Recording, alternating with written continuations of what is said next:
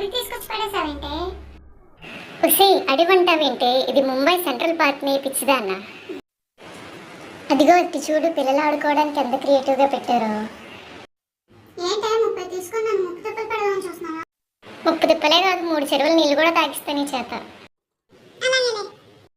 వీళ్ళేంటే అష్టచమ్మ ఆడుకుంటున్నారు? ఇది అష్టచమ్మ కాదే, చెస్ అంటారు దీన్ని. అవునా, ఓకే ఓకే. ఈసారి ఎప్పుడు వస్తాం? మామూలు డేస్లోనే వద్దామే. ఎందుకే? మామూలు డేస్లో అయితే 20, సాటర్డే సండే అయితే 30. పద.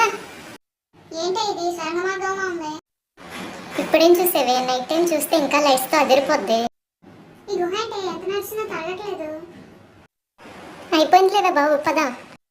ఏంటి ఈ పద్మవ్యూహం ఎంత బాగుంది. నేను కూడా చిన్నపిల్ల అయిపోతే బాలేను. నీకు చిన్నపిల్ల ఉన్న విషయం మర్చిపోకే బాబు. అందుకే కదా నేను వెళ్ళకుండా ధన్యత వస్తాను. ఇప్పటి 10 సార్లు తిరిగాం పిల్లల వెనకాల.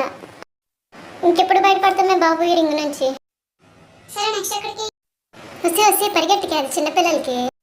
దీన్ని ఏమంటారో మాకైతే తెలీదు, మీకు తెలిస్తే కమెంట్ చేయండి. వస్తే లైక్ కూడా చేయమని చెప్పే. ఇలాంటి వాటి మీద పిల్లల్ని ఎక్కించేటప్పుడు 1కి 10 సార్లు ఆలోచించండి. బిలో 5 years అయితే అస్సలు అలో చేయొద్దు.